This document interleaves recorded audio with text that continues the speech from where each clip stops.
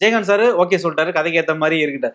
ஆனா அவரோட ஃபேன்ஸ் இதை எப்படி ஏத்துப்பாங்கன்ற ஒரு சின்ன ஒரு டவுட் உங்களுக்கு இருந்ததா சார்? ஒரு மணி நேரம் இருந்தது. நான் இப்ப அது வந்து தப்பு பண்ணிட்டேங்க. நான் இப்பவும் சொல்றேன், அந்த 1 hour நான் இன்னும் வேற மாதிரி பண்ணியிருந்திருக்கலாம்.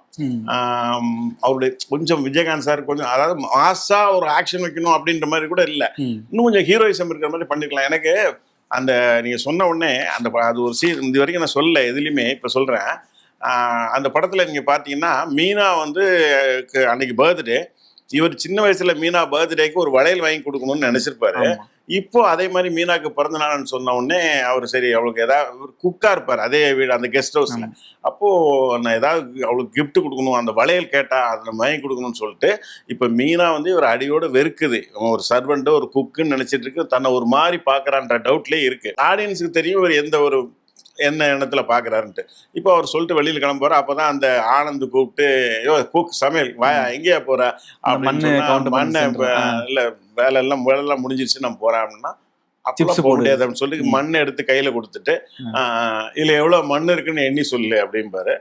அவர் அப்படியே நம்மளை நக்கல் பண்றான்னு தெரிஞ்சுட்டு அப்படியே பார்த்துட்டு சரின்ட்டு இதுல வந்து 1,22,047 இருக்கு, நான் எண்ணிட்டேன், சந்தேகம் இருந்தா நீங்க எண்ணிக்கிங்க அப்படின்ட்டு போவார். அது பயங்கர மாசா இருந்தது. இதோட அந்த அந்த இது முடியாது. நான் படம் அந்த எடுத்த பிறகு ஈவன் டப்பிங் எல்லாம் முடிச்ச தருவாயில எனக்கு என்ன தோணுச்சுன்னா ஸ்ட்ரைக் ஆச்சுன்னா, டப்பிங் முன்னாடியே மீனா வந்து அவரை வந்து அந்த ஸ்டேஜில் கொண்டு ஒரு வளையல் ஏதோ கிஃப்ட் எடுத்துட்டு போறாரு. அப்போ ஆனந்த் என்ன சொல்லாருன்னா, ஆனந்த் போய் அவர் கேட்பாரு, எல்லாரும் அவங்கள ஏதோ வாழ்த்துறாங்களே, என்ன சொல்றாங்க, இங்கிலீஷ்ல வாழ்த்துறாங்களே, என்ன சொல்றாங்கன்னா ஐ வாண்ட் டு மேரியூன்னு சொல்லு அவங்கள வாழ்த்தணும்னா. அப்படின்னா என்னங்க அப்படின்னு கேட்பாரு இன்னசென்ட்டா. நீங்க பல்லாண்டு வாழணும்னு அர்த்தம், இதுதாங்க எனக்கு வேணும் அப்படின்னு சொல்லிட்டு ஐ வாண்ட் டு மேரின்னு சொல்லி ட்ரெயின் ஆகிட்டே மேலே போயிட்டு இதை கொண்டு கொடுப்பாரு, வளையல கொடுப்பாரு.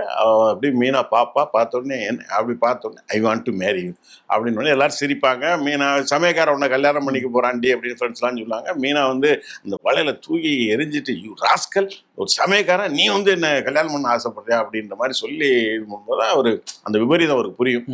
அப்படியே வெக்ஸ் ஆகி தலை குனிஞ்சு வருவாரு. இப்ப அப்படிதான் இருக்கும். அந்த வளையல எடுக்குவாரு, எடுப்பவொடனே மீனா கேக் கட் பண்ணுவார், காதல் வெண்ணிலான்னு பாடுவார்.